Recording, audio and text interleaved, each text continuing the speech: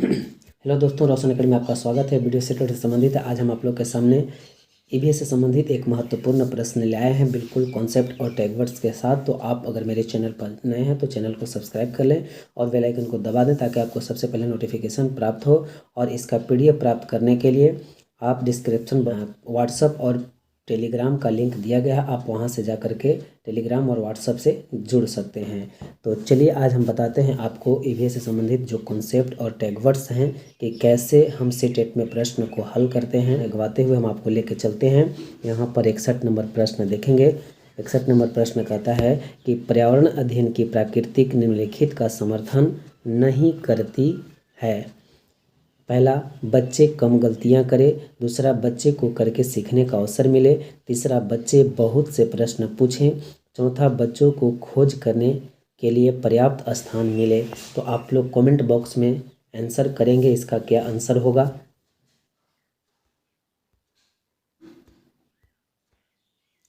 तो चलिए इसका आंसर हो जाएगा आपको पहला। यहाँ पर समर्थन नहीं करती है, पर्यावरण अध्ययन की प्राकृतिक से समर्थन नहीं करती है। तो यहाँ पर पहला आंसर हो जाएगा आपको 61 के, बच्चे कम गलतियाँ करें। दूसरा कह रहा है कि बच्चे को करके सीखने का अवसर दे।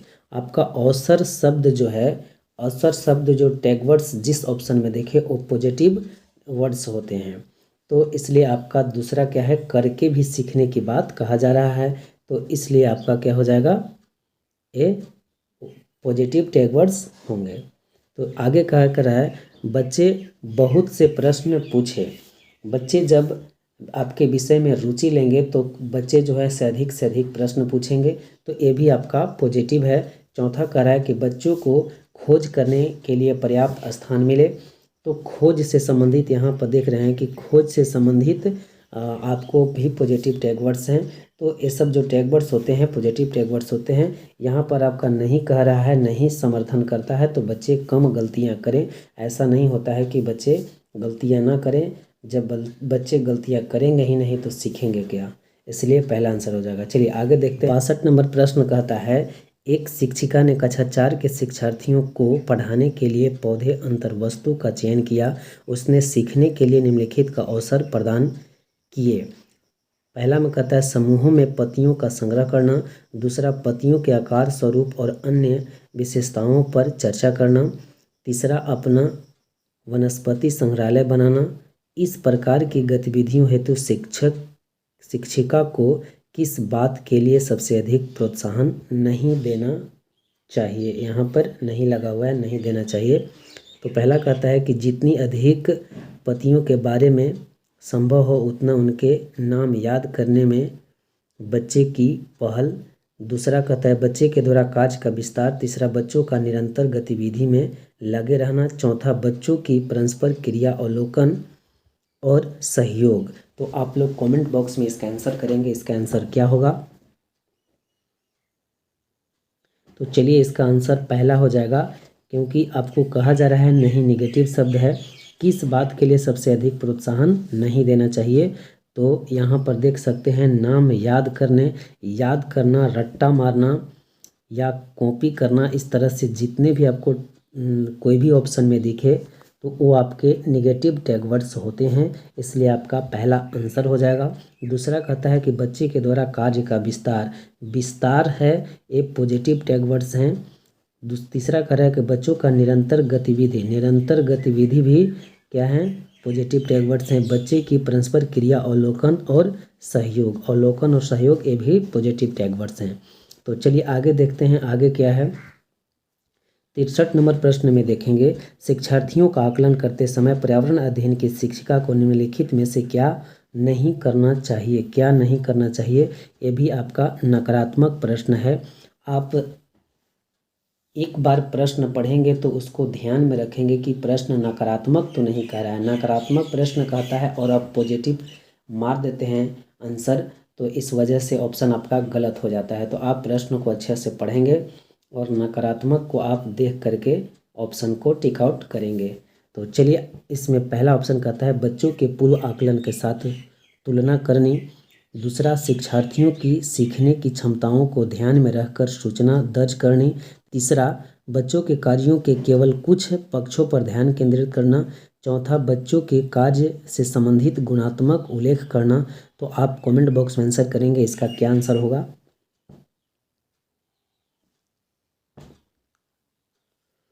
तो चलिए इसका आंसर तीसरा हो जाएगा, बच्चों के कार्यों के केवल कुछ पक्षों पर ध्यान केंद्रित करना।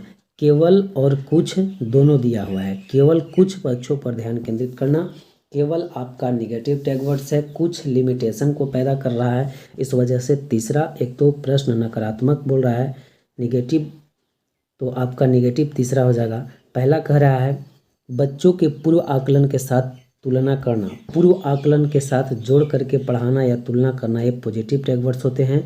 दूसरा कह रहा है कि शिक्षार्थियों के सीखने की क्षमता को ध्यान में रखकर सूचना दर्ज करना। सूचना दर्ज करना, ये भी पॉजिटिव टैग वर्ड्स हैं। चौथा कह रहा है बच्चों के कार्य से संबंधित गुणात्मक उल्लेख करना, ये भी आपका पॉजिटिव टैग वर्ड्स है। इसलिए 63 का आंसर हो जाएगा तीसरा। चलिए आगे देखते हैं।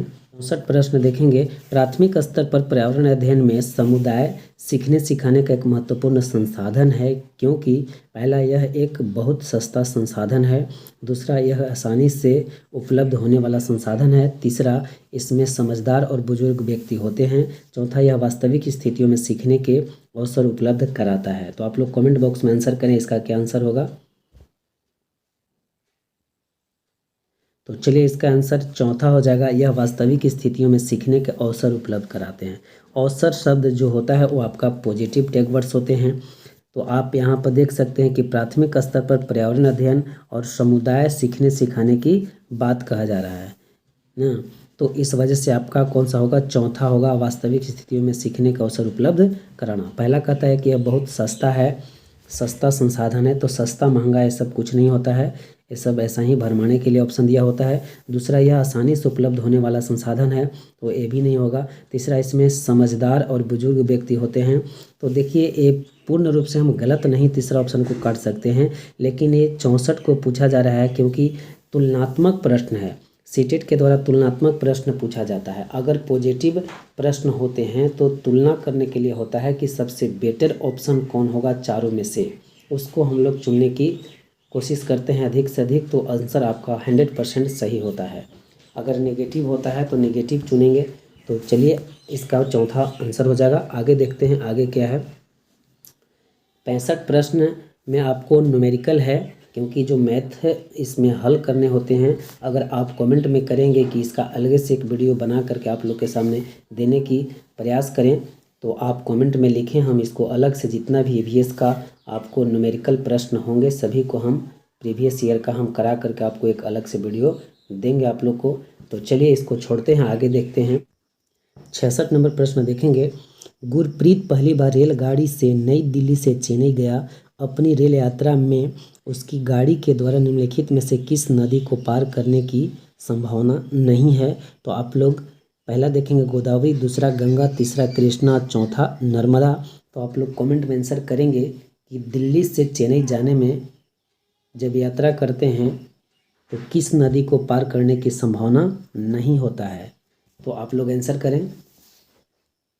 तो चलिए इसका आंसर हो जाएगा दूसरा, गंगा नदी को पार करने की संभावना नहीं होती है नई दिल्ली से चेन्नई जाने में। गोदावरी किस राज्य में स्थित है, तो महाराष्ट्र में। और नर्मदा किस राज्य में है, तो मध्य प्रदेश में। और कृष्णा नदी किस राज्य में स्थित है, तो आंध्र प्रदेश में। व्यक्ति को जाना है दक्षिण में, दक्षिण दिशा में जाना है। तो जब दक्षिण दिशा में जाना है तो ये गंगा नदी नहीं पड़ेगा। गंगा नदी दिल्ली के उत्तर एवं पूर्व उत्तराखंड तथा उत्तर प्रदेश, बिहार, बंगाल से होती हुई बंगाल की खाड़ी में गिरती है। और जो व्यक्ति हैं उनको जाना है दक्षिण में, तो दक्षिण में जाने के लिए गंगा नदी नहीं पड़ता है, इसलिए ये संभावना नहीं है। चलिए आगे देखते हैं। 67 नंबर प्रश्न, हमारे देश में निम्नलिखित स्थानों में से कौन सा ठंडा रेगिस्तान है। पहला जैसलमेर, दूसरा लद्दाख, तीसरा मेघालय, चौथा दार्जिलिंग। तो आप कमेंट में आंसर करेंगे इसका आंसर क्या होगा। और मेरे व्हाट्सअप और टेलीग्राम से जुड़ने के लिए आपको डिस्क्रिप्शन में लिंक दिया हुआ है, आप जा कर के जुड़ सकते हैं और PDF प्राप्त कर सकते हैं। तो इसको आप लोग देखेंगे। इसका कौन सा आंसर होगा। और मेरे चैनल पर नए हैं तो चैनल को सब्सक्राइब कर लें और बेल आइकन को दबा दें ताकि आपको सबसे पहले नोटिफिकेशन प्राप्त हो। यहाँ पर देख सकते हैं इसका आंसर 67 के हो जाएगा दूसरा, लद्दाख। हमारे देश में निम्नलिखित स्थानों में से कौन सा ना ठंडा रेगिस्तान है, तो लद्दाख जो है सो ठंडा रेगिस्तान है। चलिए आगे देखते हैं। 68 नंबर प्रश्न देखेंगे। कक्षा 5 की पर्यावरण अध्ययन की पाठ्यपुस्तक का एक पाठ उसी से ठंडा उसी से गर्म डॉक्टर जाकिर हुसैन द्वारा लिखी गई एक कहानी है। उन्होंने बच्चों के लिए एक ऐसी कहानियाँ लिखी है। अपनी मृत्यु के समय वे थे। डॉक्टर जाकिर हुसैन बच्चों के लिए एक ऐसी कहानियाँ लिखी है, अपनी मृत्यु के समय वे क्या थे। तो आप लोग कमेंट में आंसर करेंगे। पहला कहता है भारत के मुख्य न्यायाधीश थे, दूसरा भारत के उपराष्ट्रपति थे, तीसरा भारत के राष्ट्रपति थे, चौथा भारत के प्रधानमंत्री थे। तो आप लोग कमेंट में आंसर करें कौन सा इसका आंसर होगा। तो चलिए इसका आंसर तीसरा हो जाएगा। वे मृत्यु के समय वे भारत के राष्ट्रपति थे और बच्चों के लिए उन्होंने बहुत कहानियाँ भी लिखा है डॉक्टर जाकिर हुसैन ने। और डॉक्टर जाकिर हुसैन जो थे वो भारत के तीसरे राष्ट्रपति थे। इनका कार्यकाल जो रहा था वो 13 मई 1967 से लेकर के 3 मई 1969 तक रहा था।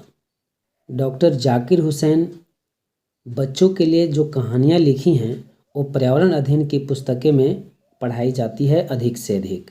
तो आप लोग इसको भी याद रखेंगे। तो चलिए आगे देखते हैं आगे क्या है। 69 नंबर प्रश्न देखेंगे। खाद्य संरक्षण के लिए निम्नलिखित में से कौन सा जोड़ा ठीक नहीं है। यहाँ पर निगेटिव पूछा जा रहा है तो कौन सा होगा आप लोग देखेंगे। पहला आलू चिप्स, दूसरा दूध पनीर, तीसरा जैम यानी सेब जैम, चौथा कच्चा आम अचार। तो आप लोग कमेंट में आंसर करेंगे इसका कौन सा आंसर सही होगा। तो चलिए इसका आंसर दूसरा हो जाएगा दूध पनीर, क्योंकि दूध से जो पनीर बनाया जाता है उसको ज़्यादा दिन तक हम संरक्षित करके नहीं रख सकते हैं, क्योंकि दूध से बना हुआ पनीर कुछ दिनों में ख़राब हो जाते हैं। तो पहला कहता है कि आलू का चिप्स, आलू के जब चिप्स हम बना देंगे तो उसको हम संरक्षित करके उसको अच्छे तरह से हम रख सकते हैं, ज़्यादा दिन तक टिकाऊ होता है। तीसरा सेब से जैम बनाना, ये भी आपको संरक्षित करेंगे तो टिकाऊ होता है। चौथा कच्चा आम अचार। तो आप लोग जितने भी घर के महिलाएं होंगे तो वो तो ऑलरेडी जान रहे होंगे कि जो कच्चा आम होता है उसको अचार लगाने के बाद सालों साल 2 साल तक आप उसको रख सकते हैं संरक्षण करके। तो चलिए ये भी आप समझ गए होंगे। आगे देखेंगे 70 नंबर प्रश्न देखेंगे। घरों के नीचे दी गई विशिष्टताओं पर विचार कीजिए। ए कहता है निचली मंजिला में कोई खिड़की नहीं। बी कहता है पेड़ के तने की लकड़ी से बनी ढालू छतें। सी कहता है पत्थर के खंभों पर जमीन से लगभग 10 से 12 फुट ऊंचाई पर बने घर। डी कहता है पत्थर गारा और चूने से बनी मोटी दीवारें। ई कहता है लकड़ी के फर्श। ए लेह और लद्दाख के घरों में ऊपर दी गई कौन सी विशिष्टताएं पाई जा सकती है। पहला बी सी डी, दूसरा सी डी ई, तीसरा ए डी ई और चौथा ए बी सी। तो आप लोग कमेंट में इसका आंसर करेंगे इसका आंसर क्या होगा।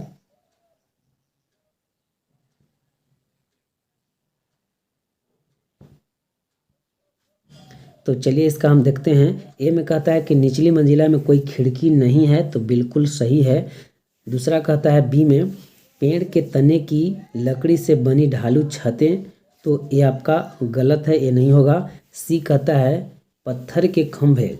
देखिए यहाँ पर पत्थर के खंभे नहीं होता है, लकड़ी के खंभे होता है, पर ज़मीन से लगभग 10 से 12 फुट ऊंचाई पर बने होते हैं, पत्थर से नहीं लकड़ी से, इसलिए ये भी गलत हो जाएगा। डी कहता है पत्थर गारा और चूने से बनी मोटी दीवारें। ई कहता है लकड़ी के फर्श। तो पत्थर गारा और चूने से बनी मोटी दीवारें, ये आपका सही है। ई लकड़ी के फर्श, ये भी आपका सही है। तो ए डी ई आपका आंसर हो जाएगा, यानी तीसरा आंसर होगा। चलिए आगे देखते हैं आगे क्या है। 71 नंबर प्रश्न देखेंगे। 71 नंबर प्रश्न क्या कहता है यहाँ पर। निम्नलिखित का अध्ययन कीजिए। कौवा पेड़ की ऊंची डाल पर अपना घोंसला बनाता है। इस घोंसले को बनाने में कई प्रकार की चीज़ें, यहाँ तक कि लकड़ी की शाखाएं और लोहे के तार भी होते हैं। एक चालाक पक्षी भी है जो अपना घोंसला नहीं बनाता और कौवे के घोंसले में अंडे दे देता है। बेचारा कौवा अपने अंडे के साथ इन अंडों को भी सेता है। यह पक्षी कौन सा है? पहला कलचिड़ी, दूसरा बसंत गौरी, तीसरा कोयल, चौथा शक्कर खेरा। तो आप लोग इसमें कमेंट में आंसर करेंगे इसका कौन सा आंसर होगा। तो चलिए इसका आंसर तीसरा हो जाएगा कोयल। कोयल और कौवे जो होते हैं दोनों एक ही रंग के होते हैं, और कौवा जब ऊंची डाल पर अपना घोंसला बनाता है और उसमें अंडा दे करके सेने का काम करता है, तो उसी में जा कर के कोयल भी अपने अंडे को दे देता है और वहाँ पे कौवे उसका अंडे को सेता है। जब बच्चा निकल जाता है तो बच्चे के लेके चला जाता है। तो वह चतुर कौन है? कोयल पक्षी है। चलिए आगे देखते हैं। 72 नंबर प्रश्न देखेंगे। निम्नलिखित में से कौन बीज नहीं है? पहला गेहूं, दूसरा काली मिर्च, तीसरा साबूदाना, चौथा सौंफ। इसमें आप लोग कमेंट में आंसर करेंगे इसका क्या होगा आंसर। चलिए तो इसका आंसर कौन होगा, आप लोग आंसर करें। कौन बीज नहीं है? तो इसका आंसर हो जाएगा आपका तीसरा, साबूदाना जो है सो बीज नहीं है। गेहूं बीज है, काली मिर्च बीज है, सौंफ भी बीज है, लेकिन साबूदाना बीज नहीं है। साबूदाना बीज नहीं होता बल्कि साइकस के तने के मंड से बनाया जाता है। 73 नंबर प्रश्न देखेंगे। रेहाना अपने परिवार के साथ केरल जाती है। वहाँ उसे ऊंचे वृक्ष दिखाई पड़ते हैं जो उसके गृह नगर शिमला के ऊंचे वृक्षों से भिन्न है। उसने केरल में कौन से वृक्ष देखे होंगे? ए नारियल, दूसरा सेब, तीसरा लीची, चौथा चीड़। तो आप लोग कमेंट में आंसर करें इसका क्या आंसर होगा 73 के। चलिए इसका आंसर पहला हो जाएगा नारियल, क्योंकि नारियल के ही पेड़ जो है ऊंचे ऊंचे होते हैं, लंबे होते हैं। आगे देखते हैं आगे क्या है। 74 नंबर प्रश्न आप लोग देखेंगे। बच्चों के द्वारा सब्जी बाजार से इकट्ठी की गई निम्नलिखित सामग्री में से उन्हें पहचानिए जिसके भीतर बीज होते हैं। यहाँ पर दिया हुआ आलू, टमाटर, नाशपाती, चीकू, भिंडी, करेला, प्याज, खीरा। पहला में है टमाटर, नाशपाती और चीकू, दूसरा टमाटर, नाशपाती, चीकू, भिंडी, खीरा, तीसरा टमाटर, नाशपाती, चीकू, भिंडी, करेला, खीरा, चौथा नाशपाती और चीकू। तो आप लोग कमेंट बॉक्स में आंसर करेंगे पहला, दूसरा, तीसरा, चौथा इसमें से कौन सा आंसर होगा।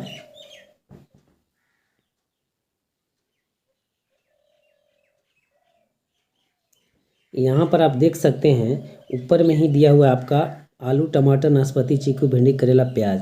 तो प्याज में क्या होता है? बीज नहीं होते। आलू में भी बीज नहीं होता है, बाकी सब में बीज होता है। कौन कौन में होता है? टमाटर, नाशपाती, चीकू, भिंडी, करेला, खीरा। तो टमाटर, नाशपाती, चीकू, भिंडी, करेला, खीरा, तो आपका तीसरा आंसर हो जाएगा सही।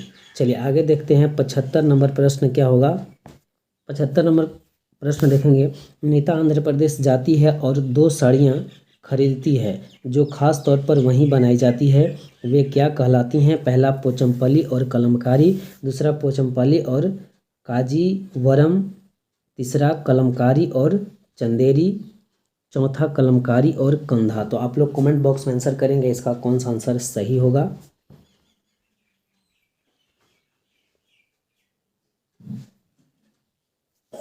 तो चलिए इसका आंसर पहला हो जाएगा पोचमपल्ली और कलमकारी, क्योंकि आंध्र प्रदेश में जो साड़ियाँ बनाई जाती है, जो साड़ियों पर कारीगरी की जाती है, उसी कारीगरी को हम पोचमपल्ली और कलमकारी कहते हैं। चलिए आगे देखते हैं 76 नंबर प्रश्न क्या कहता है। निम्नलिखित में से कौन सी बीमारी रुके या इकट्ठा हुए पानी से हो सकती है?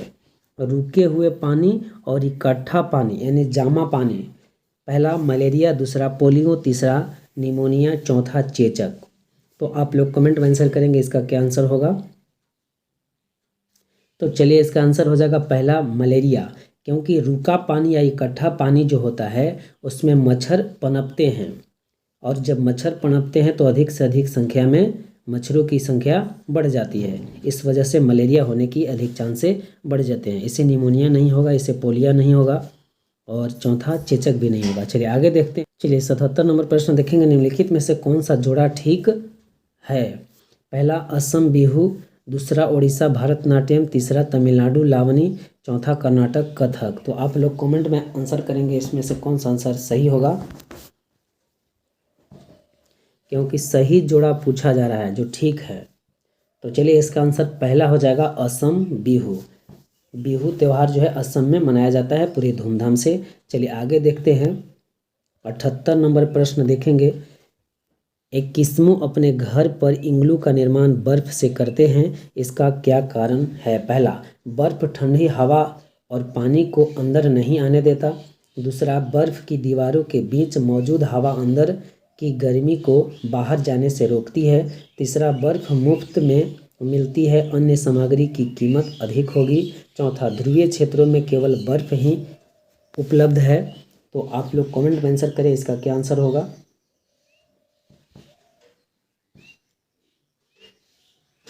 तो चलिए इसका आंसर हम लोग ढूंढते हैं। चौथा कह रहा है कि ध्रुवीय क्षेत्रों में केवल बर्फ ही उपलब्ध है, तो केवल इसमें शब्द दिया हुआ आपका निगेटिव टैग वर्ड्स हो गए। तीसरा कहता है बर्फ मुफ्त में मिलती है, अन्य सामग्रियों की कीमत अधिक होगी। अन्य सामग्री की कीमत अधिक होगी, तो आपका तीसरा भी नहीं होगा, क्योंकि मुफ्त की बात ये भी नहीं होगा। दूसरा कह रहा है कि बर्फ की दीवारों के बीच मौजूद हवा अंदर की गर्मी को बाहर जाने से रोकती है, तो करेक्ट आंसर आपका दूसरा हो जाएगा। पहला कह रहा है कि बर्फ ठंडी हवा और पानी को अंदर नहीं आने देता, तो ये भी आपका नहीं होगा कि बर्फ ठंडी हवा और पानी को अंदर नहीं आने देता, ये भी आपका गलत है। चलिए आगे देखते हैं। 80 नंबर प्रश्न देखेंगे। निम्नलिखित में से कौन सी विशेषता बरगद के पेड़ की जड़ों की नहीं है। निगेटिव है प्रश्न। पहला कह रहा है कि जड़ें शाखाओं से नीचे लटकती है, तो बिल्कुल सही है। दूसरा कह रहा है इसमें ज़मीन के भीतर जड़ें होती हैं, तो बिल्कुल सही है। तीसरा कह रहा है कि जड़ें भोजन का भंडारण करते हैं, तो ये आपका गलत हो जाएगा। चौथा, जड़ें खंभों की तरह पेड़ की को सहायता प्रदान करती है, तो बिल्कुल सही है कि जब बरगद के पेड़ से जड़ें लटकती हैं तो वो नीचे मिट्टी में चला जाता है, तो एक खंभा का भी काम करता है, इसलिए आपका चौथा भी सही है। आपको पूछ रहा है कि पेड़ की माने विशेषता कौन सा पेड़ की नहीं है ऑप्शन में, तो आपका इसमें तीसरा हो जाएगा, यही आपका आंसर होगा तीसरा, जो कि भोजन का भंडारण नहीं करती है। चलिए आगे 80 नंबर प्रश्न देखेंगे। एक नवनियुक्त पर्यावरण अध्ययन के शिक्षक के रूप में पढ़ाने से पहले आपकी सबसे पहली प्राथमिकता होगी। जब आप एक नवनियुक्त पर्यावरण अध्ययन के शिक्षक के रूप में जब नियुक्त हुए हैं, तो पढ़ाने से पहले आपकी सबसे पहली प्राथमिकता क्या होगा, आपको उसी के बारे में बताना है। पहला कहता है कक्षा में धीमी गति से सीखने वाले शिक्षार्थियों को पहचान करना। दूसरा, शिक्षार्थियों के लिए पाठानुसार विस्तृत नोट्स तैयार करना। तीसरा, शिक्षार्थियों का समाज सांस्कृतिक प्रोफाइल विवरण तैयार करना। चौथा, पहले से पाठ योजना तैयार करना। तो आप लोग कमेंट में आंसर करेंगे इसका कौन सा आंसर सही होगा। तो हम चलिए इसको आंसर करते हैं कौन सा आंसर होगा। आपका आंसर होगा तीसरा, शिक्षार्थियों का समाज सांस्कृतिक प्रोफाइल विवरण तैयार करना, क्योंकि जितने भी सीटेट क्या है, सीटेट के माध्यम से केवीएस में अधिक शिक्षक बनते हैं, तो उसमें क्या होते हैं कि कई स्टेट से बच्चे आते हैं, तो कई सांस्कृतिक मिलते हैं, तो सबसे पहले समाज के सांस्कृतिक प्रोफाइल विवरण को हम तैयार करेंगे, तो ये आपका तीसरा सही होगा। पहला कह रहा है कि कक्षा में धीमी गति से सीखने वाले शिक्षार्थियों की पहचान करना, तो ऐसा कुछ नहीं है कि जो धीमी गति होगा उसको अलग से कक्षा का निर्माण करेंगे, ये आपका गलत हो जाएगा। फिर कह रहा है दूसरा, शिक्षार्थियों के लिए पाठानुसार विस्तृत नोट्स तैयार करना। नोट्स तैयार करना ये भी निगेटिव आपका टैग वर्ड्स है। इसके बाद चौथा कह रहा है कि पहले से पाठ योजना तैयार करना, तो आप स्कूल में नवनियुक्त शिक्षक चयन हुए हैं और पर्यावरण अध्ययन आपको पढ़ाना है, तो उस स्थिति में आपको पहले पाठ योजना तैयार नहीं करना है, ये भी आपका गलत होगा। हालांकि पूर्ण रूप से गलत नहीं है, लेकिन ये प्रश्न के हिसाब से गलत है, ठीक है। पहले से पाठ योजना तैयार करना, आंसर इसका होगा तीसरा। पढ़ाने से पहले तो पाठ योजना तैयार करके ही जाना है, लेकिन ये हिसाब जो है, ये ऑप्शन के हिसाब से आपको कौन सा आंसर होगा, तीसरा होगा, क्योंकि शिक्षार्थियों का समाज सांस्कृतिक प्रोफाइल विवरण तैयार करना, यही आपका सबसे बेटर होगा। चलिए आगे देखते हैं, क्योंकि सीटेट तुलनात्मक प्रश्न पूछती है। तो आप 81 नंबर प्रश्न देखेंगे। कविताएं और कहानियां पर्यावरण अध्ययन की अंतर्वस्तु को पढ़ाने में प्रभावशाली है। ऐसा इसलिए है क्योंकि कविताएं और कहानियाँ ए में देखेंगे बच्चे के परिवेश का समृद्ध चित्रण कर सकती है। बी संदर्भित अधिगम परिवेश प्रदान कर सकती है। सी विभिन्न अमूर्त अवधारणाओं की प्रभावशाली तरीके से व्याख्या कर सकती है। डी सृजनात्मकता एवं सौंदर्य बोध का पोषण कर सकती है। पहला में ए बी डी, दूसरा में केवल सी, तीसरा में केवल बी, चौथा में ए बी। तो आप कमेंट में आंसर करेंगे इसका कौन सा आंसर सही होगा।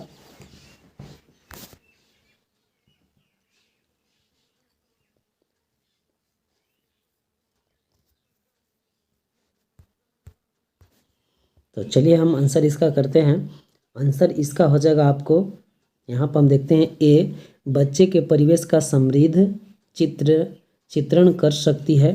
तो बिल्कुल सही है आपका पहला, बच्चे के परिवेश का समृद्ध चित्रण कर सकती है। बी कहता है संदर्भित अधिगम परिवेश प्रदान करना। देखिए परिवेश क्या है, पॉजिटिव टैग वर्ड से, इसलिए आपका बी भी सही हो जाएगा। सी कह रहा है कि विभिन्न अमूर्त अवधारणाओं की प्रभावशाली तरीके से व्याख्या कर सकती है। व्याख्या ही आपका निगेटिव टैग वर्ड्स हो गया। दूसरा में यहाँ पर अमूर्त दिया हुआ है, तो बच्चे जो होते हैं अमूर्त नहीं सीखते, पहले मूर्त से अमूर्त की ओर जाते हैं, इसलिए सी भी ऑप्शन आपका गलत हो गया। डी ऑप्शन का करे सृजनात्मकता एवं सौंदर्य बोध का पोषण कर सकती है। तो बिल्कुल सही है, कविता और कहानी से बच्चे जो होते हैं सृजनात्मक होते हैं, खुला अंत वाले होते हैं, जिसमें सृजन करते हैं। सृजन क्या होता है, खुला अंत वाले होते हैं, खुल करके बिल्कुल सोच सकते हैं, सृजन कर सकते हैं, उसके बारे में निर्माण कर सकते हैं। कविता कहानी के माध्यम से सृजनात्मक बच्चे होते हैं। चलिए आगे देखते हैं, आगे क्या है। 82 नंबर प्रश्न देखेंगे। कक्षा 5 की शिक्षिका के रूप में आप ईंधन के संरक्षण प्रकरण को पढ़ाने के लिए निम्नलिखित में से किस संसाधन के उपयोग को सर्वश्रेष्ठ पाते हैं। पहला संदर्भ पुस्तकें, दूसरा पोस्टर, तीसरा समाचार पत्र, चौथा पाठ्य पुस्तक। तो आप कमेंट में आंसर करेंगे इसका कौन सा आंसर सही होगा 82 प्रश्न के। तो आप लोग आंसर करें। तो चलिए इसका आंसर कौन सा हो जाएगा, इसका आंसर तीसरा हो जाएगा समाचार पत्र, क्योंकि ईंधन का संरक्षण प्रकरण पढ़ाने के लिए समाचार पत्र के माध्यम से शिक्षा देना सबसे उपयुक्त होता है, क्योंकि इससे प्रत्येक बच्चा क्या होता है आसानी से पर्यावरण अध्ययन को समझ लेता है। चलिए आगे देखते हैं, आगे क्या है। 83 नंबर प्रश्न देखेंगे। यहाँ पे कक्षा 4 की एक शिक्षिका शिक्षार्थियों से कहती है कि वे अपने कार्य पत्रक, अवलोकन रिपोर्ट और सत्र में एकत्रित की गई सामग्री को एक फोल्डर में डाल दें। इन फोल्डरों को ... कहा जा सकता है। पहला पोर्टफोलियो, दूसरा दत्त कार्य, तीसरा परियोजना कार्य और चौथा घटना वृत्तांत अभिलेख। तो आप लोग कमेंट बॉक्स में आंसर करेंगे इसका कौन सा आंसर सही होगा। हमने कई बार बता चुके हैं कि पोर्टफोलियो क्या होता है, तो इसका आंसर पहला हो जाएगा पोर्टफोलियो। कक्षा 4 की एक शिक्षिका शिक्षार्थियों से कहती है कि वे अपने कार्य पत्रक, अवलोकन रिपोर्ट, सत्र में एकत्र की गई सामग्री को एक फोल्डर में डाल दें। तो ये सब फोल्डर में डालना, एकत्र करना, कार्य पत्रक को और अवलोकन रिपोर्ट को एक जगह फोल्डर में डालना ही पोर्टफोलियो कहा जाता है। चलिए आगे 85 नंबर प्रश्न देखेंगे। पर्यावरण अध्ययन की एक शिक्षिका निम्नलिखित कारणों से अपनी कक्षा का प्रारंभ कुछ मुख्य प्रश्न पूछते हुए करती है। सबसे कम प्राथमिकता वाला कारण कौन सा है, उसे चुनिए। सबसे कम प्राथमिकता वाला कारण चुनना है। पहला कार्य शिक्षार्थियों का चिंतन उद्दीप्त किया जा सकता है। दूसरा प्रश्न शिक्षार्थियों में उत्सुकता जगाते हैं।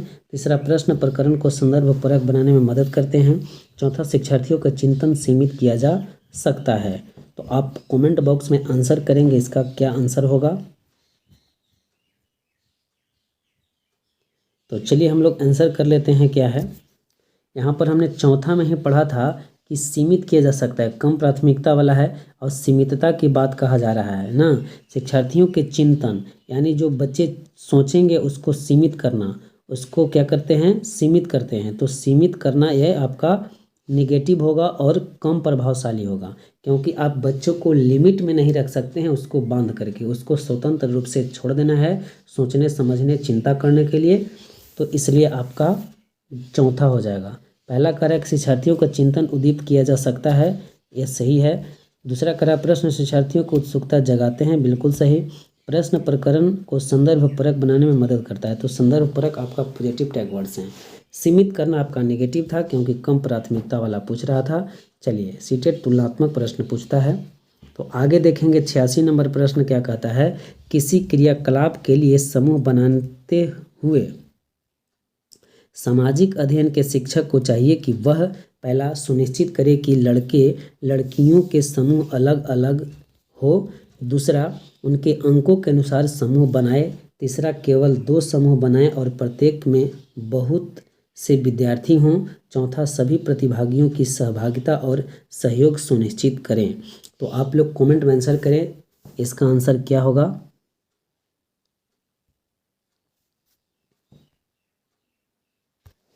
चौथा कह रहा है कि सभी प्रतिभागियों की सहभागिता और सहयोग सुनिश्चित करें। तो आपका चौथा आंसर हो जाएगा सही, सभी प्रतिभागियों की सहभागिता और सहयोग सुनिश्चित करें। ये आपका टैग वर्ड्स जो है पॉजिटिव टैग वर्ड्स हैं। चलिए आगे देखते हैं 87 नंबर प्रश्न क्या कहता है, प्राथमिक स्तर पर पर्यावरण अध्ययन की पाठ्य पुस्तकों में निम्नलिखित में से कौन सी विशेषता नहीं होनी चाहिए। पहला कहता है यह शिक्षार्थियों की वैविध्यपूर्ण पृष्ठभूमि की ज़रूरतों को पूरा कर सकती है, दूसरा यह वास्तविक कहानियों और घटनाओं को शामिल करती है, तीसरा यह परिभाषाओं और अमूर्त अवधारणाओं की व्याख्या करने पर ध्यान केंद्रित करती है, चौथा यह प्राकृतिक और समाज सांस्कृतिक परिवेश को एकीकृत तरीके से प्रस्तुत करती है। तो आप लोग कमेंट बॉक्स में आंसर करेंगे इसका क्या आंसर सही होगा।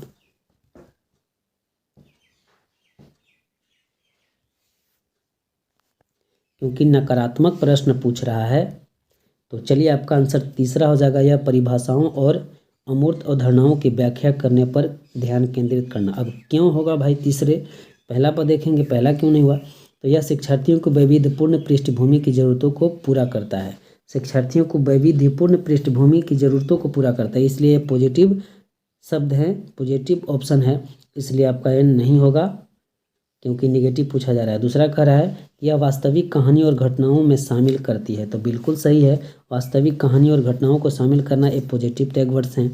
तीसरा कह रहा है कि यह परिभाषा, हमने बताए थे कि जिस ऑप्शन में परिभाषा दिखे वो आपका नेगेटिव टैग वर्ड्स होते हैं। अमूर्त की बात कहे, व्याख्या की बात करे, ये आपका नेगेटिव टैग वर्ड्स होते हैं। चौथा कह रहा है कि प्राकृतिक और समाज सांस्कृतिक परिवेश को एकीकृत तरीके से प्रस्तुत करती है, ये भी आपका पॉजिटिव टैग वर्ड्स हैं क्योंकि समाज और सांस्कृतिक परिवेश से जुड़ने की बात कहा जा रहा है और एकीकृत कह रहा है, चाहे बच्चा विकलांग हो या दृष्टिबाधित हो या किसी तरह से सामान्य वर्ग के हो या कोई भी हो, सभी को एकीकृत रूप से शिक्षा दिया जाना चाहिए। चलिए आगे देखते हैं 88 नंबर प्रश्न देखेंगे। 88 नंबर कहता है पर्यावरण अध्ययन शिक्षण के संदर्भ में राष्ट्रीय पाठ्यचर्या की रूपरेखा एनसीएफ 2005 निम्नलिखित में से किसे प्रस्तावित नहीं करती है। यह भी नकारात्मक प्रश्न है। पहला कहता है बच्चों के अनुभवों और संदर्भों से जुड़ना, ये तो आपका जुड़ने से संबंधित और संदर्भ जो है ऐसी पॉजिटिव शब्द हो गए। दूसरा कह रहा है हस्तपरक क्रियाकलाप, तो ये भी आपका सही है। तीसरा कह रहा है कि तकनीकी शब्दावली से परिचित करना, चौथा कह रहा है विषयवार उपागम। तो आप लोग कमेंट में आंसर करेंगे इसका कौन सा आंसर सही होगा।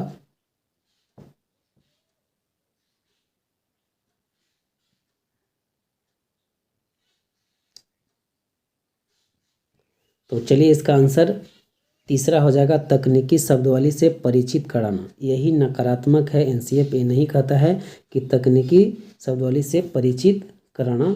यहाँ पर हस्तपरक भी आपका सही होगा, विषयानुसार उपागम भी आपका सही होगा।